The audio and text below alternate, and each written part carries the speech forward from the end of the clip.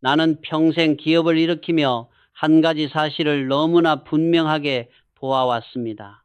사람들은 모두 잠자는 동안에도 돈이 들어오게 하라는 말을 좋아합니다. 그런데 실제 생활은 그 말과 정반대로 흘러갑니다. 월급날이 되면 통장은 잠깐 불어납니다.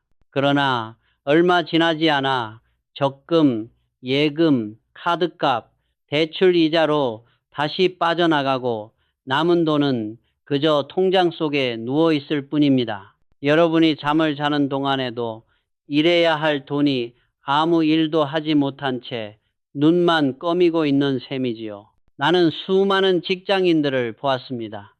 아침마다 지하철에 몸을 싣고 회사에서 하루 종일 몸과 마음을 갈아놓고 밤늦게 지친 얼굴로 집으로 돌아오는 사람들입니다. 그들의 삶은 성실합니다. 문제는 성실함이 잘못된 방향으로 흐르고 있다는 점입니다. 땀 흘려 번 월급을 안전하게 지키고 싶다는 마음으로 적금과 예금에 묶어두지만 그 사이에 세상은 계속 변하고 돈의 가치는 서서히 깎여 나갑니다. 요즘처럼 물가가 오르내리는 시대에는 더 그렇습니다.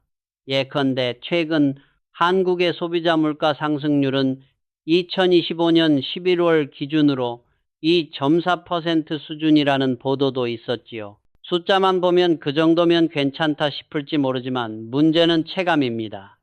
장바구니 물가, 외식비, 교육비 같은 항목은 사람 마음을 먼저 흔듭니다. 통장에 돈이 남아있는데도 왜 나는 점점 숨이 막히지 하는 느낌 말입니다. 이런 분위기에서 주변에서 이 주식이 올랐다, 저 코인이 날아간다는 소문이 들리면 그제야 마음이 흔들립니다.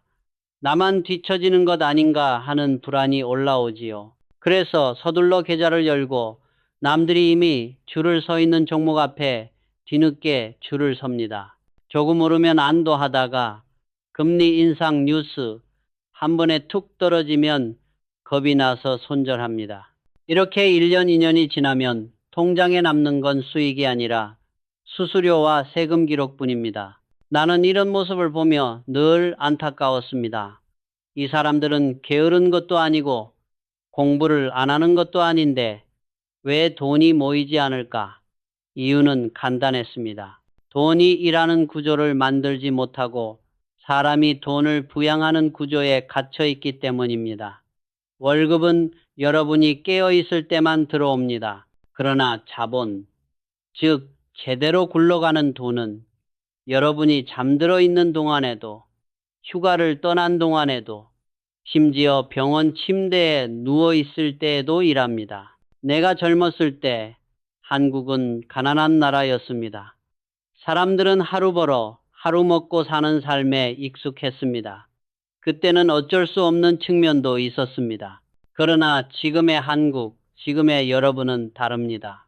정보도, 금융 상품도, 해외 시장도 모두 열려 있습니다. 실제로 전 세계적으로 ETF 같은 시장 전체에 올라타는 도구가 급격히 커졌습니다. 2025년 11월 말 기준 글로벌 ETF 자산이 약 19.4, 4조 달러까지 늘었다는 집계도 나왔습니다. 왜 사람들은 이런 흐름을 만들었을까요? 똑똑해서만이 아닙니다.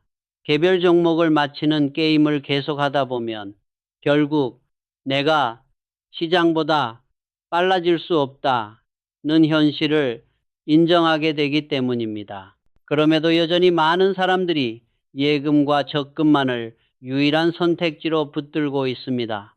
이것은 안전이 아니라 정체입니다. 정체는 결국 후퇴로 이어집니다. 더 큰 문제는 눈에 보이지 않는 시계 하나가 조용히 돌아가고 있다는 사실입니다. 나는 그것을 복리의 시계라고 부릅니다. 이 시계는 부자에게나 가난한 사람에게나 똑같이 주어집니다. 다만 부자는 이 시계를 켜두고 살고 대부분의 사람들은 이 시계를 꺼놓고 산다는 차이가 있을 뿐입니다. 매달 조금씩이라도 돈을 벌게 만들면 복리의 시계는 쉬지 않고 돌아갑니다. 그러나 아무것도 하지 않으면 그 시간은 여러분 편이 아니라 세상의 편, 인플레이션의 편이 됩니다. 그러니 여러분의 통장을 한번 떠올려 보십시오. 월급이 들어오는 순간만 반짝이고 그 이후로는 줄어들기만 하는 선형 그래프인지 아니면 시간이 갈수록 곡선이 서서히 위로 휘어지는지 표면상 숫자는 비슷해 보여도 구조는 완전히 다릅니다. 나는 사업을 하면서 언제나 매출이 중요한 것이 아니라 사업의 구조가 중요하다고 말해왔습니다. 투자도 같습니다. 어떤 종목을 샀느냐보다 내 돈이 어떤 구조 속에서 움직이고 있느냐가 더 중요합니다. 오늘 나는 여러분에게 거창한 비밀을 말하려는 것이 아닙니다. 오히려 너무 단순해서 사람들에게 무시당해온 원리를 다시 꺼내보려는 것입니다. 잠자는 동안에도 돈이 들어오게 하라는 말은 멋진 문구가 아니라 실제로 설계해야 할 생활의 구조입니다. 월급을 받는 구조에서 한 걸음 더 나아가 월급과 자본소득이 함께 흐르는 이중 엔진을 만들어야 합니다. 그 출발점은 스펙도, 천재적인 눈치도, 대단한 정보력도 아닙니다. 지금의 나를 냉정하게 인정하는 것입니다. 나는 시장보다 느리고 알고리즘보다 느리며 뉴스보다 항상 한 발 늦게 정보를 받습니다. 이 사실을 인정하는 순간 우리는 쫓아가는 투자를 멈추고 구조를 설계하는 쪽으로 시선을 돌릴 수 있습니다. 나는 여러 차례 위기를 겪으면서 깨달았습니다. 사람을 지치게 만드는 것은 위기 자체가 아니라 준비되지 않은 상태에서 맞는 위기입니다. 투자도 마찬가지입니다. 구조가 없는 상태에서 시장을 기웃거리면 결국 공포와 탐욕 사이를 오가며 돈과 마음을 동시에 잃게 됩니다. 그러나 구조를 만들어두면 같은 폭락도 기회가 되고 같은 변동성도 성장의 재료가 됩니다. 여기서 나는 한 가지를 더 말하고 싶습니다. 이 이야기가 단지 부자 되는 기술로만 들리면 여러분은 중간에 지칩니다. 왜냐하면 인생은 투자 수익률 하나로만 굴러가지 않기 때문입니다. 우리는 결국 노후라는 현실을 마주합니다. 그리고 그 현실은 생각보다 냉정합니다. OECD 자료에서도 한국의 65세 이상 상대적 빈곤율이 약 40% 수준으로 매우 높게 나타난다고 합니다. 젊을 때는 나중에 어떻게든 되겠지라고 넘길 수 있지만 나중은 어느 날 문 앞에 와 있습니다. 그래서 나는 돈 이야기를 할 때마다 결국 삶의 이야기를 하게 됩니다. 돈은 단순한 숫자가 아니라 내 시간을 지키는 방패이기 때문입니다. 이제 나는 여러분에게 단 하나만 묻고 싶습니다. 여러분의 돈은 지금 여러분이 잠든 동안에도 일하고 있는가? 만약 그렇지 않다면 이 시점이 곧 전환점입니다. 앞으로 이어질 이야기에서 나는 복리의 원리, 분산의 구조, 그리고 ETF를 활용해 적은 돈으로도 구조를 만드는 방법을 차근차근 풀어보이려 합니다. 부자가 되는 비밀은 생각보다 멀리 있지 않습니다. 다만 대부분의 사람들이 그 단순함을 외면하고 있을 뿐입니다. 내가 사업을 시작하던 초창기 늘 머릿속에서 떠나지 않던 질문이 하나 있었습니다. 왜 어떤 사람은 평범한 월급을 받으면서도 시간이 지날수록 부자가 되고 어떤 사람은 높은 연봉을 받으면서도 늘 돈에 쫓길까? 숫자를 들여다보며 나는 한 가지 결론에 도달했습니다. 월급의 크기보다 중요한 것은 그 월급 중 얼마가 복리의 시계 위에 올라타 있느냐 하는 점이었습니다. 나는 숫자를 단순하게 보는 습관이 있었습니다. 그래서 복리라는 개념을 제대로 이해했을 때 머리를 한 대 얻어맞은 것 같은 충격을 받았습니다. 그때 처음 접한 숫자가 바로 70이라는 숫자였습니다. 연수익률로 70을 나누면 대략 얼마 만에 돈이 2배가 되는지가 나온다는 단순한 법칙 말입니다. 연 6%라면 약 12년, 연 12%라면 약 6년.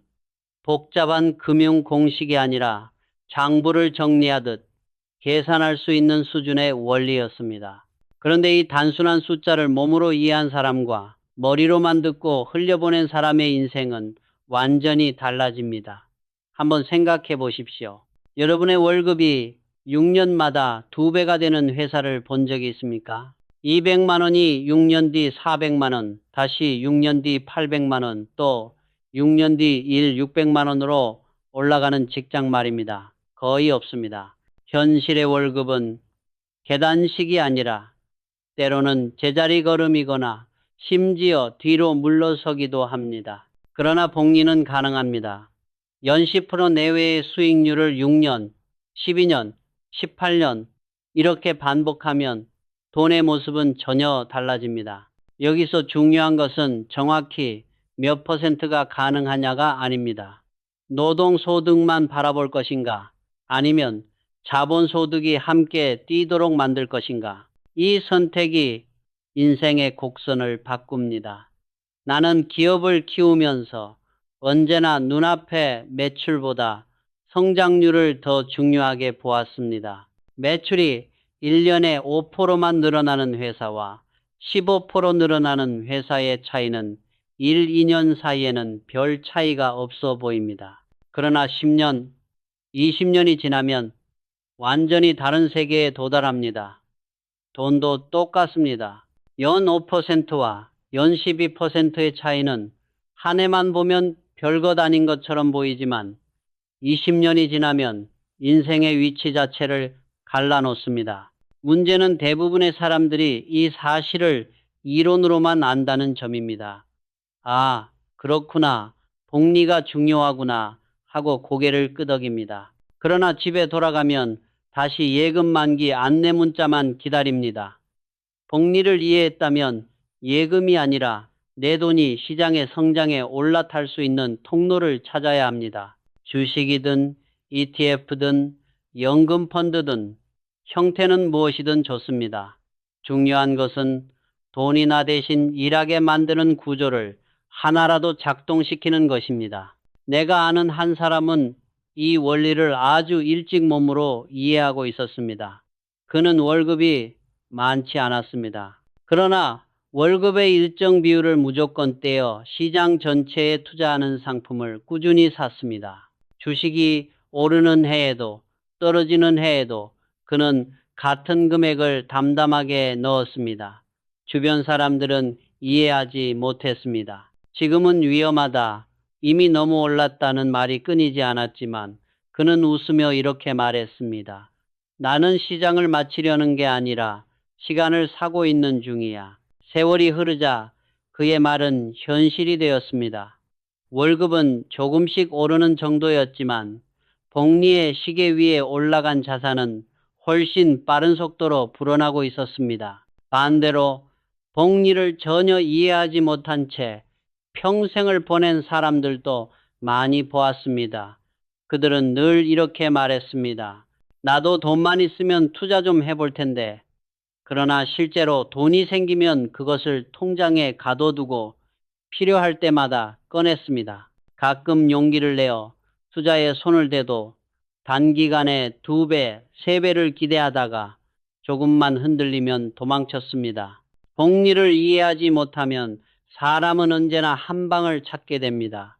그러나 한 방은 거의 오지 않고 오더라도 대부분의 사람에게는 재앙으로 돌아옵니다.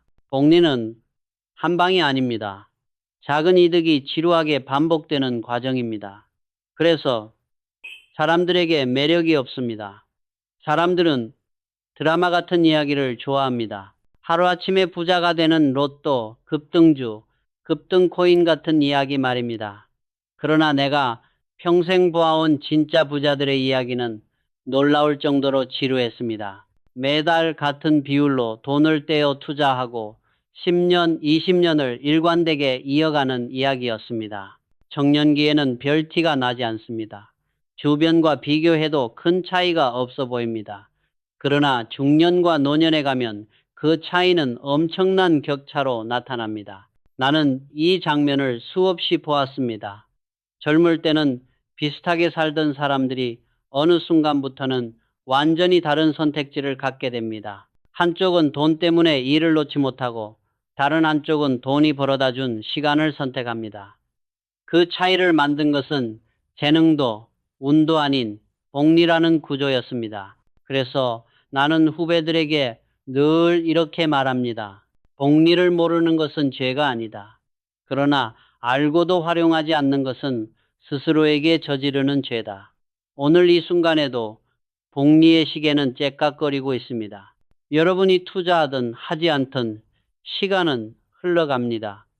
다만 그 시간이 여러분 편이 되느냐 아니면 여러분을 스쳐 지나가 버리느냐는 전적으로 여러분의 선택에 달려 있습니다. 이제 우리는 한 가지를 분명히 해야 합니다. 언젠가 돈이 좀 모이면 투자해 보겠다는 생각을 버려야 합니다. 복리는 큰 돈이 아니라 시간과 습관에서 시작됩니다. 10만 원이든 20만 원이든 작은 금액이라도 지금부터 복리의 시계 위에 올려놓는 사람이 10년 뒤, 20년 뒤에 전혀 다른 위치에 서게 됩니다. 다음 이야기에서는 왜 시장을 이기려 하지 말고 시장 전체를 사야 하는지, 그리고 왜 많은 사람들이 빠지는 쫓아가는 투자가 구조적으로 불리한지를 더 깊이 이야기해 보겠습니다. 나는 기업을 키우면서 항상 눈앞의 성과보다 방향을 더 중요하게 보았습니다. 겉으로 보기에는 모두가 최선을 다해 뛰고 있는 것처럼 보이지만 시간이 지나고 나면 결과는 극명하게 갈렸습니다. 그 차이는 기술이나 자본력보다 어느 방향으로 달리고 있느냐에 있었습니다. 방향을 제대로 잡고 천천히 가는 회사는 결국 시장을 장악했고, 방향을 잡지 못한 회사는 아무리 빠르게 달려도 점점 뒤로 밀려났습니다. 투자도 이와 다르지 않습니다. 요즘 사람들의 투자 행태를 보면 나는 자주 한 장면이 떠오릅니다. 고속도로 위를 시속 200km로 질주하는 페라리 뒤를 자전거가 수미터 차이까지 따라붙어 필사적으로 페달을 밟는 모습입니다. 뉴스에서 어떤 종목이 올랐다는 말이 들리면 모두가 그 방향으로 자전거를 몰고 갑니다. 누군가 유튜브에서 이 산업이 미래다라고 말하면 이미 전 세계 수백만 명이 같은 이야기를 듣고 같은 방향으로 움직이고 있습니다. 나는 이 장면을 보며 늘 같은 질문을 던집니다. 여러분이 뉴스를 봤을 때 그 정보는 정말 기회입니까? 아니면 이미 끝난 파티의 흔적입니까? 기업을 경영할 때 내가 가장 싫어한 말 중 하나가 남들도 다 하니까 우리도 해야 합니다. 라는 말이었습니다. 남들이 다 하는 순간 그 시장은 이미 포화 상태에 이르렀을 가능성이 큽니다. 남들이 떠들기 전에 들어가 자리를 잡아야 이익이 생깁니다. 투자의 세계도 마찬가지입니다. 지금 시장의 속도는 내가 젊었을 때와 비교할 수 없을 정도로 빨라졌습니다. 알고리즘은 밀리초 단위로 매매를 하고 전 세계 사람들이 같은 뉴스를 동시에 보고 반응합니다.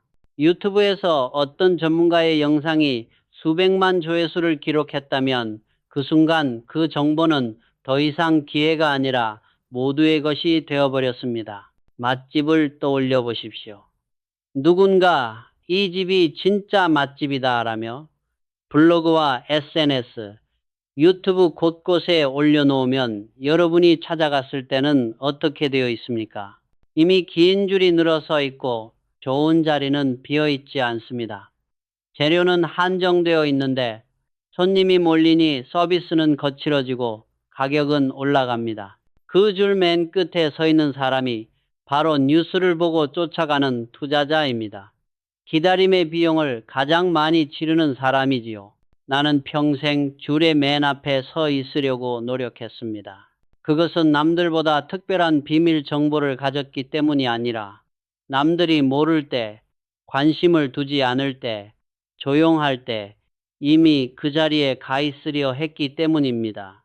사업도 투자도 줄이 생기기 전에 자리 잡는 사람이 이익을 가져갑니다. 그렇다면 개인 투자자는 어떻게 해야 할까요? 페라리를 쫓아가는 자전거가 아니라 페라리가 지나갈 길목을 미리 알고 나무 그늘 아래에서 기다리는 사람이 되어야 합니다. 여기서 많은 사람들이 오해합니다.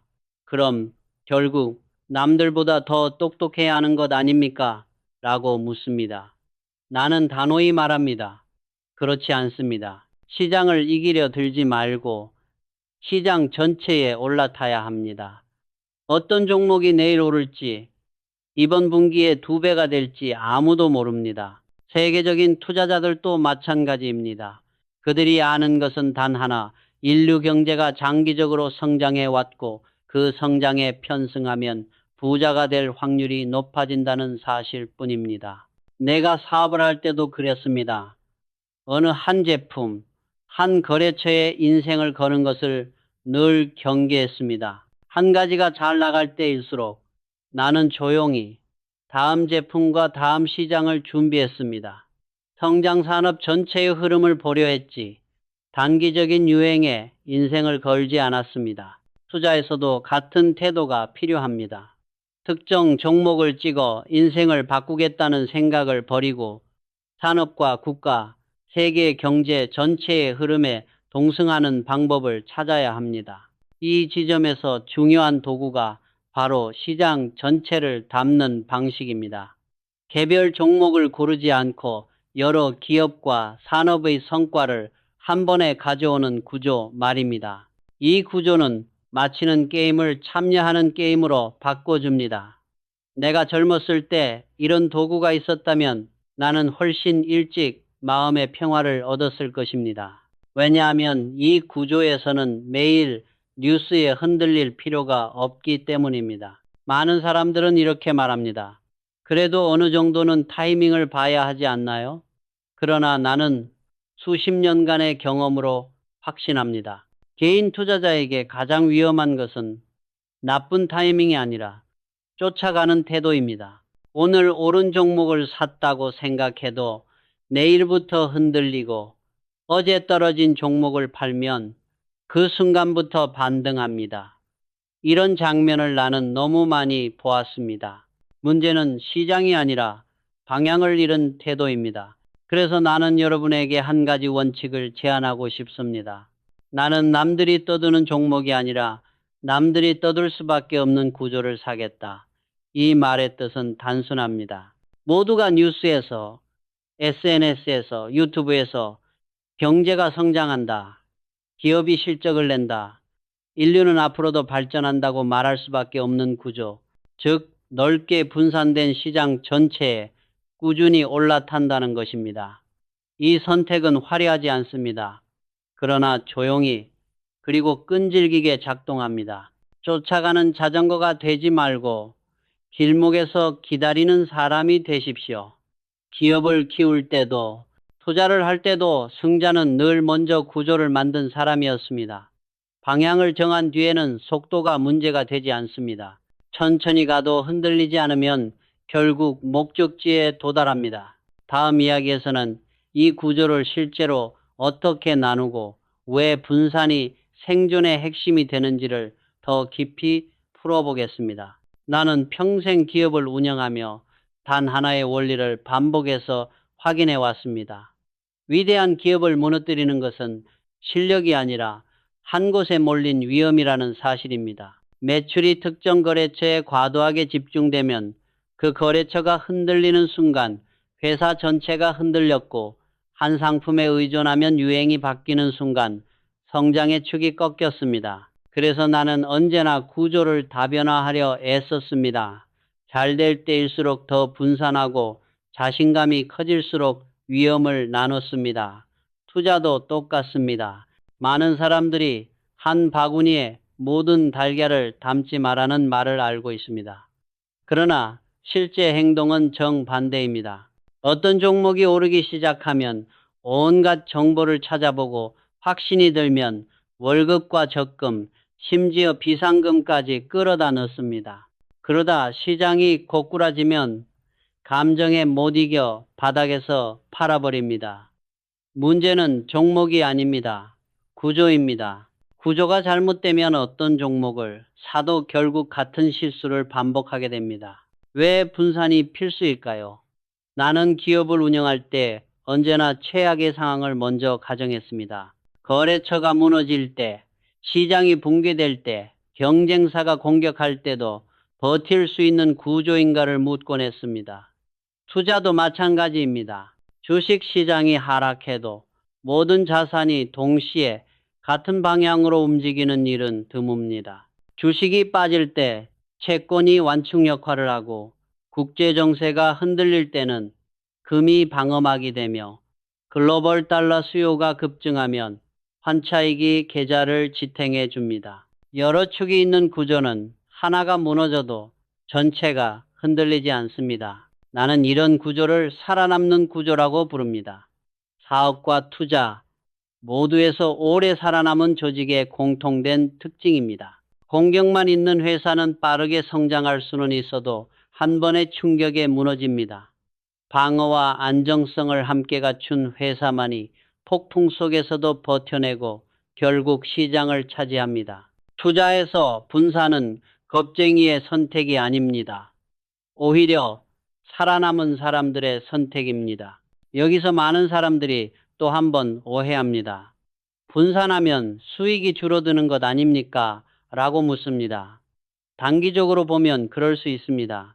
어떤 자산이 급등할 때 분산된 포트폴리오는 상대적으로 덜 오릅니다.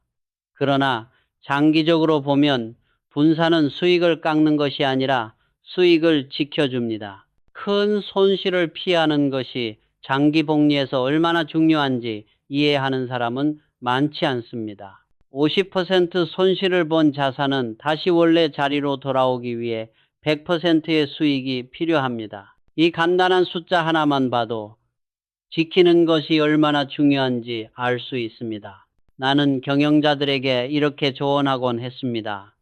천재를 찾지 말고 구조를 만들어라. 천재 직원 몇 명이 회사를 먹여 살리는 구조는 매우 위험합니다. 그러나 평범한 사람도 성과를 낼 수 있는 구조를 만들어 놓으면 회사는 시간이 지날수록 강해집니다.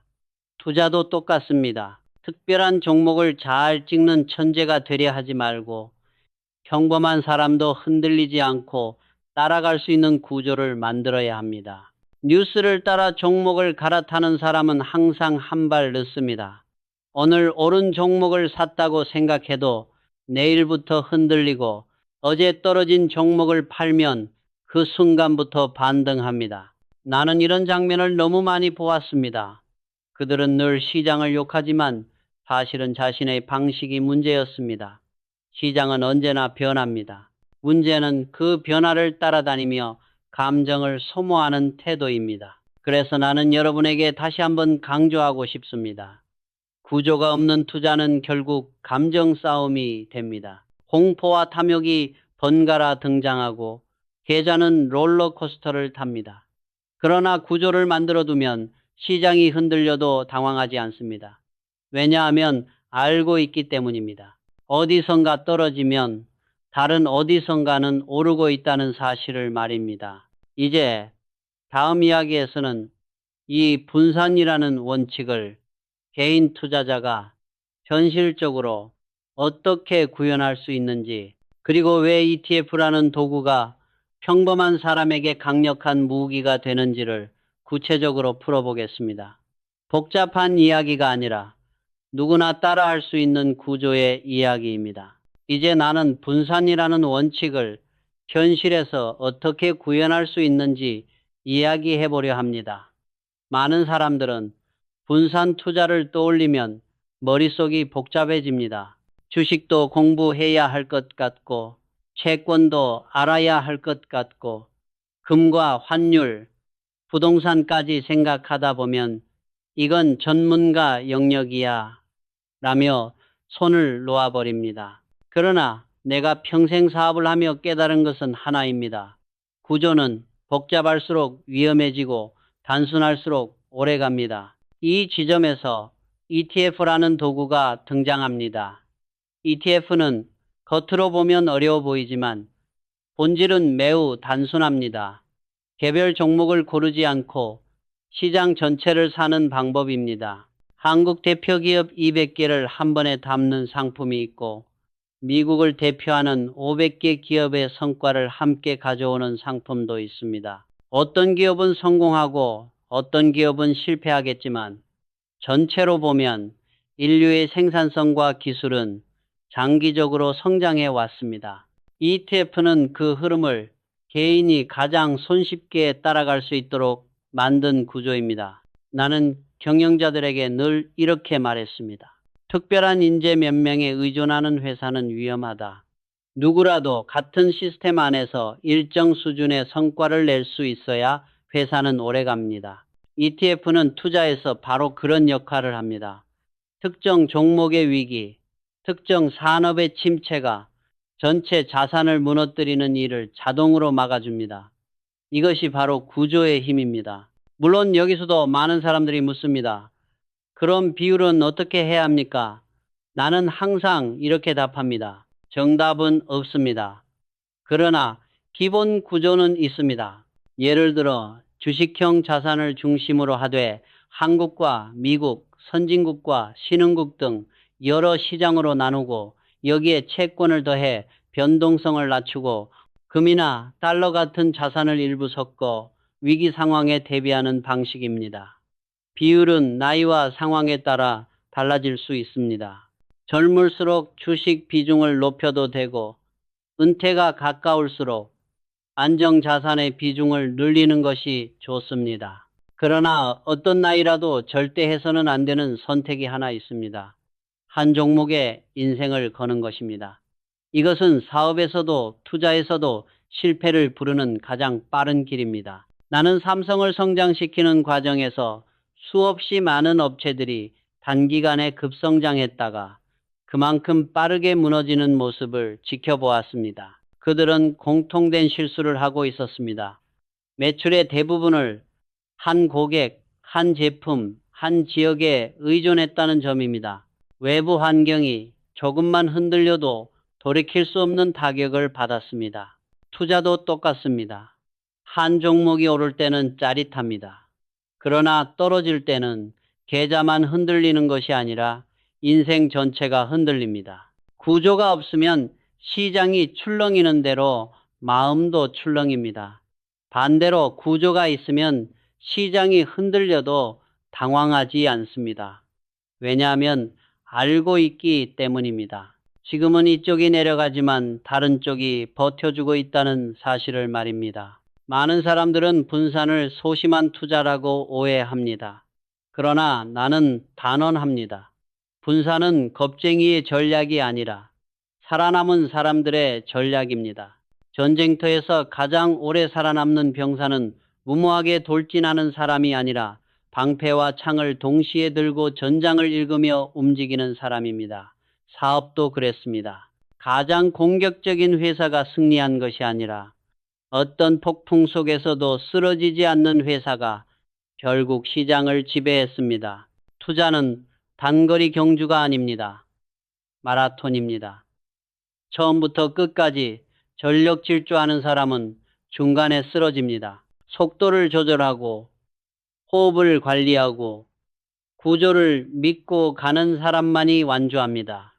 ETF를 중심으로 한 분산 구조는 바로 그 완주를 가능하게 만드는 장치입니다. 감정에 휘둘리지 않고 원칙에 따라 움직이게 해주는 안전벨트 같은 존재입니다. 다음 이야기에서는 이 구조를 만들 때 왜 작은 돈이 결정적인 역할을 하는지, 그리고 왜 많은 사람들이 작은 돈을 우습게 보다가 평생 구조를 만들지 못하는지를 더 깊이 이야기해 보겠습니다. 사람들은 흔히 이렇게 말합니다.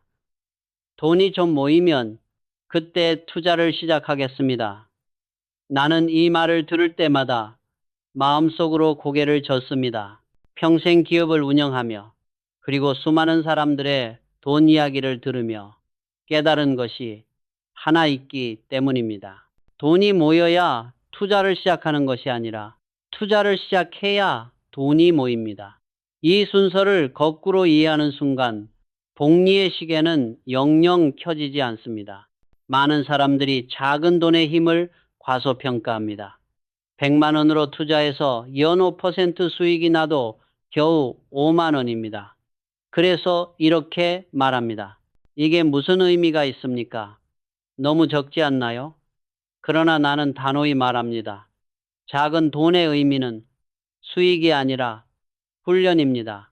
작은 돈은 인생에서 가장 저렴한 실험실입니다. 내가 기업을 운영할 때도 그랬습니다. 새로운 사업을 시작할 때 나는 결코 처음부터 큰 돈을 넣지 않았습니다. 작은 단위로 테스트하고 실패하고 다시 고쳐서 확장했습니다. 작은 실패는 수업료로 끝나지만 큰 실패는 회사를 무너뜨립니다. 투자도 똑같습니다. 작은 돈으로 먼저 실패해 본 사람만이 큰 돈 앞에서도 감정이 흔들리지 않습니다. 반대로 돈이 어느 정도 모인 뒤에야 투자를 시작한 사람들은 첫 실패의 비용이 너무 큽니다.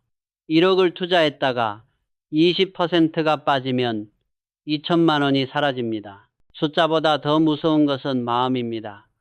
잠을 이루지 못하고 뉴스를 계속 들여다보고 결국 공포에 못 이겨 바닥에서 손절합니다. 그 순간 투자는 그 사람 인생에서 다시는 손대고 싶지 않은 트라우마가 됩니다. 나는 이런 장면을 수없이 보아왔습니다. 그래서 나는 후배들에게 늘 이렇게 조언합니다. 작은 돈으로 먼저 시장을 겪어라. 예를 들어 ETF를 여러 개 골라 각각 10,000원, 20,000원씩 사보는 것입니다. 금액은 중요하지 않습니다. 중요한 것은 서로 다른 자산이 뉴스에 따라 어떻게 움직이는지를 몸으로 느끼는 경험입니다. 금리 인상 소식이 나오면 채권이 어떻게 반응하는지, 국제 분쟁이 일어나면 금리 어떤 역할을 하는지, 미국 기술주 실적 뉴스가 시장 전체에 어떤 파장을 주는지 말입니다. 이 경험은 책으로는 절대 배울 수 없습니다. 이론으로 아는 것과 내 돈이 들어간 상태에서 느끼는 것은 완전히 다릅니다. 뉴스에서 환율이 올랐다는 말을 들을 때 달러 자산을 보유한 사람은 그 뉴스를 남의 이야기로 듣지 않습니다. 그것은 곧 내 자산의 변화로 다가옵니다. 이때부터 세상은 달라 보입니다. 경제 뉴스는 추상적인 정보가 아니라 내 삶과 연결된 신호가 됩니다. 많은 사람들은 투자에서 처음 벌어본 몇천 원의 수익을 우습게 봅니다. 그러나 나는 그 몇천 원이야말로 매우 값지다고 생각합니다. 그 돈은 시장과 처음으로 연결된 증거이기 때문입니다. 작은 성공은 욕심을 자극하고 작은 실패는 겸손을 가르칩니다. 이 두 가지를 모두 경험해야 합니다. 그렇지 않은 상태에서 큰 돈을 넣으면 욕심과 공포가 한꺼번에 폭발합니다. 구조 없는 돈은 반드시 흩어집니다. 사람들은 돈이 생기면 그때 구조를 만들겠다고 말합니다. 그러나 나는 평생의 경험으로 단언합니다. 돈이 생겼다고 해서 사람의 습관과 태도가 바뀌지는 않습니다. 작은 돈을 지키지 못한 사람은 큰 돈도 지키지 못합니다. 작은 금액으로 훈련하지 않은 사람은 큰 금액 앞에서 감정의 폭풍을 견디지 못합니다. 절약을 잘하는 사람이 반드시 부자가 되는 것은 아닙니다. 많이 버는 사람이 자동으로 부자가 되는 것도 아닙니다. 작은 돈으로 구조를 만들 줄 아는 사람이 큰 돈을 감당할 준비가 된 사람입니다. 작은 돈은 가벼워 보이지만 사실은 인생에서 가장 강력한 자산입니다. 그 돈으로 실패를 경험하고 훈련하고 복리의 시계를 돌린 사람만이 시간이 지날수록 흔들리지 않는 자리에 서게 됩니다. 다음 이야기에서는 왜 위기가 반드시 온다는 전제로 구조를 짜야 하는지, 그리고 그 위기 속에서 어떤 자산이 여러분의 계좌와 마음을 지켜주는 방패가 되는지를 더 깊이 이야기해 보겠습니다. 나는 평생 여러 번의 위기를 겪었습니다. 전쟁, 경제 위기, 금융 위기, 그리고 예기치 못한 사회적 충격까지 그때마다 하나의 공통점을 발견했습니다. 위기는 늘 예고 없이 찾아왔고 위기 직전에는 오히려 모두가 낙관에 빠져 있었다는 사실입니다. 이번에는 다르다는 말이 나올 때마다 시장은 언제나 그 말을 비웃듯이 무너졌습니다. 그래서 나는 일찍부터 깨달았습니다. 위기는 예측의 대상이 아니라 전제로 삼아야 할 조건이라는 것을 말입니다. 많은 사람들이 투자에서 실패하는 이유는 위기가 왔기 때문이 아닙니다. 위기를 전제로 구조를 만들지 않았기 때문입니다. 평소에는 잘 굴러가던 자산도 위기가 오면 사람의 마음이 먼저 무너집니다. 그리고 마음이 무너진 뒤에는 구조가 있어도 지키지 못합니다. 그래서 나는 언제나 위기 때도 버틸 수 있는 구조인가를 먼저 묻습니다. 이 지점에서 중요한 역할을 하는 자산이 있습니다. 바로 위기 상황에서 계좌와 마음을 동시에 지켜주는 자산입니다. 사람들은 흔히 묻습니다. 이자는 주지 않는데 왜 필요합니까? 나는 이렇게 답합니다. 세상이 흔들릴 때 흔들리지 않는 것이 있다는 사실이 얼마나 큰 힘이 되는지 아는가? 위기 때 필요한 것은 높은 수익이 아니라 무너지지 않는 중심입니다. 역사를 돌아보면 답은 분명합니다. 전쟁이 나면, 금융 시스템이 흔들리면, 화폐에 대한 신뢰가 약해지면 사람들은 같은 선택을 반복해 왔습니다. 종이돈이 아니라 오랜 시간 가치를 지켜온 자산으로 이동합니다. 이것은 이론이 아니라 인간이 수백 년 동안 반복해온 행동 패턴입니다. 내가 직접 겪은 여러 위기에서도 마찬가지였습니다. 불안이 커질수록 사람들은 안전한 피난처를 찾았습니다. 이런 자산이 포트폴리오에 조금이라도 들어있으면 투자자의 태도는 완전히 달라집니다. 주식이 흔들려도 모든 것이 끝났다는 생각을 하지 않습니다. 왜냐하면 알고 있기 때문입니다. 어딘가는 버티고 있다는 사실을 말입니다. 이 심리적 안정은 숫자로 환산할 수 없는 가치입니다. 장기 투자에서 가장 큰 적은 시장이 아니라 흔들리는 마음이기 때문입니다. 나는 경영에서도 안정성을 무엇보다 중요하게 여겼습니다. 성장이 아무리 빨라도 기초 체력이 약한 회사는 한 번의 충격으로 무너졌습니다. 반대로 성장은 느려 보여도 위기 때 버틸 수 있는 회사는 결국 시장을 지배했습니다. 자산도 똑같습니다. 위기를 견디지 못하는 포트폴리오는 아무리 평소에 수익이 좋아 보여도 언젠가는 큰 상처를 남깁니다. 그래서 나는 늘 이렇게 조언합니다. 평소를 기준으로 구조를 짜지 말고 최악의 순간을 기준으로 구조를 짜라. 위기가 왔을 때 잠을 잘 수 있는가? 뉴스를 덜 보게 되는가? 감정이 흔들리지 않는가? 이 질문에 그렇다고 답할 수 있다면 그 구조는 이미 절반은 성공한 것입니다. 사람들은 종종 묻습니다. 그럼 언제까지 이런 방어를 해야 합니까? 나는 웃으며 답합니다. 위기가 오지 않을 때까지입니다. 위기가 오지 않으면 방어 자산은 조용히 제 역할을 합니다. 그러나 위기가 오면 그 존재감은 그 어떤 수익보다 크게 느껴집니다. 보험은 사고가 없을 때는 쓸모없어 보이지만 사고가 난 순간 모든 가치를 증명합니다. 다음 이야기에서는 이 방어의 개념을 조금 더 확장해 왜 어떤 자산은 투자가 아니라 보험으로 바라봐야 하는지, 그리고 그 보험이 어떻게 장기 투자에서 복리의 흐름을 지켜주는지를 더 자세히 풀어보겠습니다. 이제 나는 방어라는 개념을 조금 더 깊이 이야기해 보려 합니다. 많은 사람들이 방어 자산을 이야기하면 곧바로 이렇게 묻습니다. 수익도 안 나는 자산을 왜 들고 있어야 합니까? 이 질문에는 투자에 대한 아주 중요한 오해가 숨어 있습니다. 모든 자산이 같은 역할을 해야 한다는 생각입니다. 그러나 내가 평생 기업을 운영하며 배운 것은 명확합니다. 공격수만 있는 팀은 반드시 진다는 사실입니다. 수비가 있어야 공격이 살아남고 골키퍼가 있어야 경기가 끝까지 이어집니다. 자산도 마찬가지입니다. 어떤 자산은 성장과 수익을 담당하고 어떤 자산은 위기에서 계좌를 지키는 역할을 합니다. 이 둘을 구분하지 못하면 사람은 항상 불안해집니다.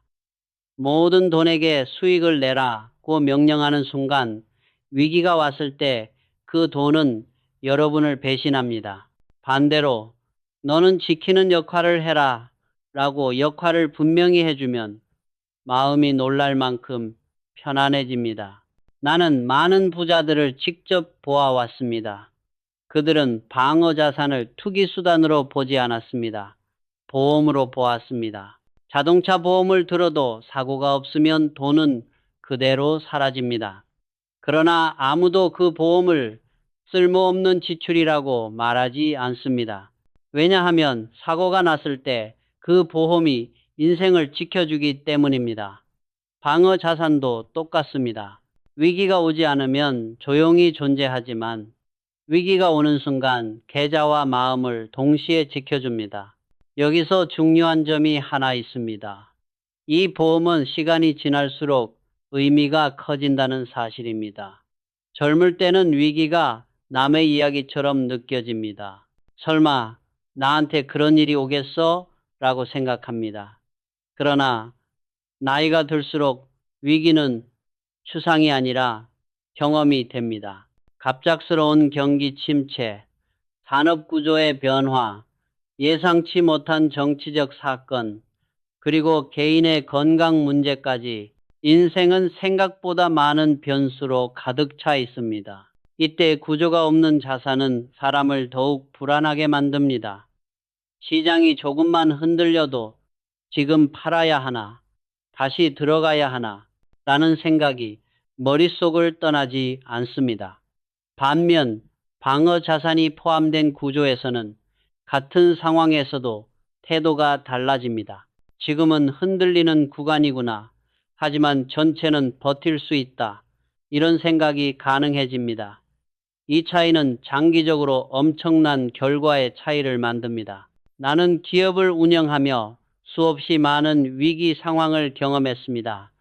그때마다 공격적인 전략보다 먼저 점검한 것은 현금 흐름과 방어 구조였습니다. 매출이 잠시 줄어들어도 급여를 지급할 수 있는지, 이자가 감당 가능한지, 최악의 경우에도 회사를 유지할 수 있는지, 이 질문에 답이 나오지 않으면 아무리 좋아 보이는 기회도 과감히 포기했습니다.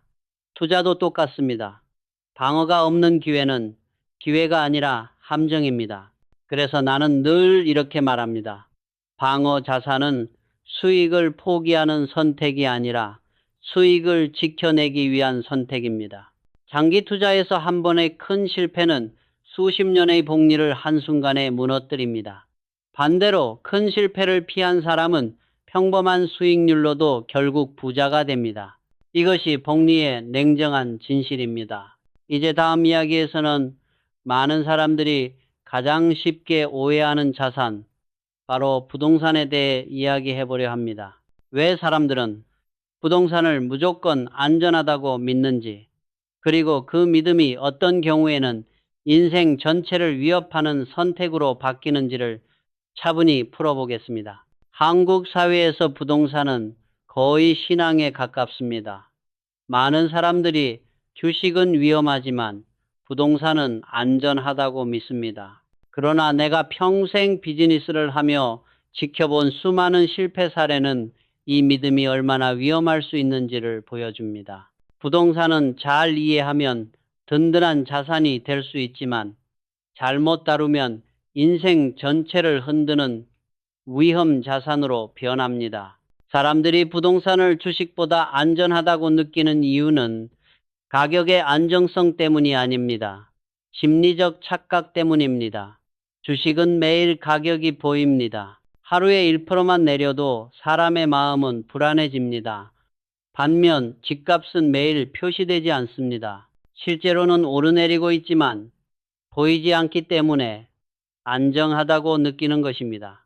만약 집값이 주식처럼 매일 화면에 찍힌다면 아마 많은 사람들은 부동산을 결코 안전하다고 말하지 못했을 것입니다. 더 큰 문제는 부동산이 대부분 레버리지를 동반한다는 점입니다. 10억짜리 집을 사기 위해 7억, 8억을 빌리는 것이 흔한 일이 되었습니다. 금리가 조금만 올라가도 이자 부담은 연간 수천만 원으로 불어납니다. 주식이 떨어지면 계좌만 줄어들지만 부동산이 흔들리면 이자 부담, 원금 상환, 가격 하락이라는 삼중고가 동시에 찾아옵니다. 이것은 단순한 자산 가격의 문제가 아니라 삶의 안정성 자체를 위협하는 문제입니다. 나는 후배들에게 늘 이렇게 말해왔습니다. 자산은 내 삶을 지켜야지 내 삶을 위협해서는 안 된다. 집을 사서 오르기를 기대하는 순간 그 집은 더 이상 집이 아니라 도박판의 말이 됩니다. 진짜 부자들은 집을 오를 자산이 아니라 탈 공간으로 봅니다. 주거 안정과 투자를 철저히 분리합니다. 그렇다면 부자들은 부동산을 어떻게 다룰까요? 그들은 한 채의 집에 인생을 걸지 않습니다. 부동산 투자를 하더라도 레버리지가 거의 없고 감정적으로 흔들리지 않는 구조를 택합니다. 예를 들어 여러 지역과 여러 유형의 부동산에 간접적으로 분산된 구조를 활용해 특정 지역의 침체가 전체 자산을 무너뜨리지 않도록 만듭니다. 중요한 것은 얼마나 올랐느냐가 아니라 내 삶을 흔들지 않느냐입니다. 나는 사업에서도 같은 원칙을 적용했습니다. 어떤 사업이 아무리 수익성이 좋아 보여도 한 번의 외부 충격으로 무너질 수 있다면 그 사업은 위험한 사업이었습니다. 투자도 같습니다. 레버리지가 큰 자산은 평소에는 조용하지만 위기 때는 가장 먼저 사람을 압박합니다. 그리고 그 압박은 판단력을 흐리게 만듭니다. 많은 사람들은 부동산을 통해 노후를 준비하겠다고 말합니다. 그러나 노후에 가장 위험한 것은 자산 가격의 변동이 아니라 고정 지출입니다. 은퇴 후에도 매달 나가는 이자와 유지 비용이 있다면 그 자산은 노후의 버팀목이 아니라 짐이 됩니다. 진짜 노후 자산은 나를 대신해 현금을 만들어 주거나 최소한 나를 불안하게 만들지 않는 자산입니다. 그래서 나는 이렇게 정리합니다. 부동산은 안전해서 좋은 자산이 아닙니다. 구조가 맞으면 좋은 자산이고 구조가 틀리면 가장 위험한 자산입니다. 집은 삶의 기반이지 인생을 걸어야 할 투자 수단이 아닙니다. 이 원칙을 놓치는 순간 사람은 자산을 관리하는 것이 아니라 자산에 끌려다니게 됩니다. 다음 이야기에서는 많은 사람들이 뒤로 미루는 주제, 그러나 가장 확실한 미래인 노후 준비에 대해 이야기해 보겠습니다. 왜 연금이 단순한 세제 혜택 상품이 아니라 복리를 자동으로 굴리는 강제 구조인지 차분히 풀어보겠습니다. 사람들은 노후 준비를 늘 나중 문제로 미룹니다. 아직 멀었다고 생각하고 지금은 바쁘다고 말합니다. 그러나 내가 평생 기업을 운영하며 그리고 수많은 사람들의 삶을 지켜보며 확신하게 된 사실이 하나 있습니다. 늙는다는 사실만큼 확실한 미래는 없다는 것입니다. 누구에게나 시간은 흘러가고 어느 날 우리는 더 이상 지금처럼 일할 수 없는 시점에 도달합니다. 그때가 되었을 때 준비가 되어 있느냐 아니냐가 인생의 안정감을 완전히 갈라놓습니다. 많은 사람들이 연금을 단순히 세제 혜택 상품으로만 봅니다. 세금 좀 덜 내려고 넣는 돈 정도로 생각합니다. 그러나 이것은 연금의 본질을 절반도 이해하지 못한 관점입니다. 연금의 진짜 힘은 세금이 아니라 구조에 있습니다. 연금은 사람의 의지를 대신해 복리의 시계를 굴려주는 강제 시스템입니다. 중간에 쉽게 꺼내 쓸 수 없고 일정 기간 꾸준히 넣어야 하며 장기 투자에 최적화된 구조를 갖고 있습니다. 이 세 가지 조건이 동시에 충족되는 금융상품은 많지 않습니다. 나는 사업에서 늘 사람의 의지를 믿지 않았습니다. 의지는 강해 보이지만 생각보다 쉽게 흔들립니다. 단기 유혹 앞에서 무너지고 작은 공포에도 방향을 바꿉니다. 그래서 나는 언제나 시스템을 만들었습니다. 사람이 바뀌어도 기분이 달라져도 구조는 계속 돌아가게 만드는 장치 말입니다. 연금은 바로 그런 장치입니다. 투자에서도 의지를 믿지 말고 시스템을 믿어야 합니다. 연금의 진짜 가치는 시간에서 나옵니다. 같은 금액을 넣어도 언제 시작하느냐에 따라 결과는 완전히 달라집니다. 30대에 시작한 사람과 40대에 시작한 사람, 50대에 시작한 사람의 결과는 단순한 10년 차이가 아닙니다. 복리의 시계가 돌아간 시간의 차이입니다. 그래서 나는 늘 이렇게 말합니다. 연금은 돈을 묶어두는 상품이 아니라 미래를 자동으로 준비하는 장치다. 노후의 불안은 대부분 돈의 액수에서 오지 않습니다. 미리 만들어둔 구조가 없다는 데서 옵니다. 매달 들어오는 흐름이 없고 언제까지 버틸 수 있는지 알 수 없을 때 사람은 가장 크게 흔들립니다. 반대로 금액이 크지 않더라도 일정한 흐름이 보이면 마음은 놀랄 만큼 안정됩니다. 연금은 바로 그 흐름을 만들어줍니다. 늙어서도 내가 완전히 무력해지지 않도록 시간을 나의 편으로 만들어주는 구조입니다. 나는 많은 부자들을 보아왔습니다. 그들은 연금을 돈이 묶이는 답답한 상품으로 보지 않았습니다. 오히려 미래를 자동화하는 시스템으로 보았습니다. 지금의 자유를 조금 포기하는 대신 미래의 불안을 크게 줄이는 선택이었습니다. 그리고 그 선택은 시간이 지날수록 옳았다는 것이 증명되었습니다. 사람들은 종종 이렇게 말합니다. 지금은 여유가 없어서 연금까지는 못하겠습니다. 그러나 나는 이렇게 묻고 싶습니다. 여유가 생기면 과연 그때는 흔들리지 않을까요? 경험상 그렇지 않습니다. 여유가 생기면 선택지는 더 많아지고 유혹도 더 커집니다. 그래서 연금은 여유가 있을 때 시작하는 것이 아니라 여유가 없어도 구조부터 만드는 것입니다. 이제 다음 이야기에서는 많은 사람들이 두려워하는 주제, 바로 위기에 대해 마지막으로 정리해 보려 합니다. 위기를 예측하려 애쓰는 대신 왜 위기를 전제로 구조를 짜야 하는지, 그리고 그 구조를 가진 사람과 그렇지 않은 사람의 인생이 어떻게 갈라지는지를 하나로 묶어 이야기해 보겠습니다. 나는 평생 여러 번의 위기를 겪으며 한 가지 패턴을 분명하게 보았습니다. 위기는 항상 설마라는 말 뒤에 찾아왔다는 사실입니다. 사람들은 늘 이렇게 말합니다. 이번에는 다르다. 이 정도면 괜찮다. 시스템이 좋아졌으니 큰 문제는 없을 것이다. 그러나 역사는 언제나 같은 방식으로 사람들을 시험해 왔습니다. 낙관이 극에 달했을 때, 경계심이 사라졌을 때 위기는 조용히 문을 두드립니다. 그래서 나는 위기를 예측하려 하지 않았습니다. 예측은 대부분 빗나가고 빗나간 예측은 사람을 오히려 더 위험한 선택으로 이끕니다. 대신 나는 위기를 전제로 구조를 짰습니다.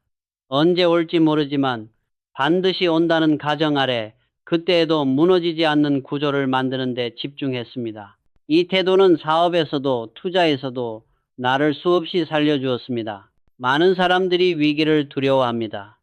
그러나 내가 보기에 위기 그 자체보다 더 위험한 것은 위기가 없을 것이라 믿는 태도입니다. 위기가 없을 것이라 믿으면 사람은 공격적으로 변하고 레버리지를 키우고 안전장치를 제거합니다. 그러다 작은 충격에도 모든 것이 한꺼번에 무너집니다. 반대로 위기를 전제로 한 사람은 늘 여지를 남겨둡니다. 현금을 남기고 빚을 경계하고 자산을 나누어 둡니다. 이 차이는 위기가 왔을 때 극명하게 드러납니다. 비부자는 불안해서 팔고 부자는 구조 덕분에 버팁니다. 때로는 더 삽니다. 버틴 사람이 이깁니다. 이것은 운의 문제가 아니라 준비의 문제입니다. 같은 폭풍을 맞아도 어떤 배는 침몰하고 어떤 배는 항구에 도착합니다. 배의 크기가 아니라 설계의 차이입니다. 나는 사업을 할 때도 현금을 매우 중요하게 여겼습니다. 현금은 평소에는 아무 일도 하지 않는 것처럼 보입니다. 수익률도 없고 재미도 없습니다. 그러나 위기가 오면 현금은 가장 강력한 무기가 됩니다. 사람들이 공포에 질려 자산을 팔아치울 때 현금이 있는 사람만이 싼 가격에 미래를 살 수 있습니다. 투자에서도 현금은 기회가 모습을 드러낼 때까지 기다릴 수 있는 시간입니다. 많은 사람들은 현금을 놀고 있는 돈이라고 표현합니다. 그러나 나는 그렇게 보지 않습니다. 현금은 기다릴 수 있는 힘입니다. 기다림은 약자의 선택이 아니라 강자의 특권입니다. 빚에 쫓기는 사람은 기다릴 수 없고 구조가 없는 사람은 버틸 수 없습니다. 그래서 위기 때 가장 먼저 무너지는 것은 자산이 아니라 마음입니다. 위기를 전제로 구조를 짠 사람은 뉴스에 덜 반응합니다. 매일의 변동성에 일희일비하지 않습니다. 왜냐하면 알고 있기 때문입니다. 이 구조는 위기를 통과하도록 설계되어 있다는 사실을 말입니다. 이때부터 투자는 더 이상 도박이 아닙니다. 삶을 지탱하는 또 하나의 엔진이 됩니다. 이제 우리는 모든 이야기를 하나로 묶을 준비가 되었습니다. 다음 이야기에서는 지금까지 말한 복리, 분산, 방어, 작은 돈, 연금, 위기라는 모든 요소를 하나의 원칙으로 정리해 보려 합니다. 부자가 되는 길이 왜 복잡한 기술이 아니라 단순한 구조의 반복인지 마지막으로 차분히 이야기하겠습니다. 이제 모든 이야기를 하나로 모아볼 시간입니다. 나는 평생 기업을 일으키며 성공과 실패의 본질을 누구보다 가까이에서 보아왔습니다. 그리고 그 끝에서 도달한 결론은 놀라울 만큼 단순했습니다. 부자가 되는 것은 기술의 문제가 아니라 구조의 문제라는 사실입니다. 똑똑해지려 애쓰지 않아도 됩니다. 시장보다 한 발 앞서려 애쓰지 않아도 됩니다. 다만 올바른 구조 위에 올라타 오래 버틸 수 있느냐, 그것이 전부였습니다. 부자가 되는 절대 공식은 화려하지 않습니다. 시장보다 똑똑하려 하지 마십시오. 뉴스, 소문, 유튜브를 쫓는 순간 이미 늦습니다. 쫓아가는 사람이 아니라 길목에서 기다리는 사람이 되십시오. 분산하고 또 분산하십시오. 공격수만 있는 팀은 반드시 집니다. 방어와 안정성을 함께 갖춘 팀만이 위기에서도 살아남습니다. 복리의 시계를 멈추지 마십시오. 10만 원이라도 지금 시작하십시오. 복리는 금액보다 시간을 먹고 자라는 생명체입니다. 작은 돈으로 먼저 실패하십시오. 작은 실패는 교훈이 되지만 큰 실패는 인생을 흔듭니다. 작은 돈으로 구조를 연습한 사람만이 큰 돈 앞에서도 감정이 흔들리지 않습니다. 금과 채권으로 포트폴리오의 기초 체력을 만드십시오. 세상은 언제나 흔들립니다. 그 흔들림 속에서도 변하지 않는 방패가 있어야 장기 전략을 지킬 수 있습니다. 연금으로 부의 시스템을 자동화하십시오. 의지를 믿지 말고 시스템을 믿으십시오. 장기 복리를 자동으로 작동시키는 장치가 바로 연금입니다. 위기는 예측의 대상이 아니라 전제입니다. 언젠가 반드시 온다는 마음으로 구조를 짜면 위기는 파멸이 아니라 기회가 됩니다. 구조가 없다면 같은 위기는 인생을 무너뜨립니다. 이 차이는 운이 아니라 준비에서 갈립니다. 준비된 사람은 버티고 버틴 사람은 결국 이깁니다. 마지막으로 나는 이 말을 꼭 전하고 싶습니다. 여러분의 자산이 여러분을 위해 일하게 하십시오. 그 순간 여러분은 돈을 벌기 위해 시간을 파는 인생에서 돈이 여러분의 시간을 되돌려주는 인생으로 이동하게 됩니다. 부자의 공식은 복잡하지 않습니다. 일찍 시작하고 오래 버티며 올바른 구조 위에서 움직이는 것. 이 단순한 원리를 10년, 20년 실천한 사람만이 조용하지만 압도적인 부의 결과를 얻게 됩니다. 인생은 단거리 경주가 아닙니다. 끝까지 살아남는 사람이 승자입니다. 그리고 살아남는 사람은 언제나 구조를 먼저 만들었던 사람입니다.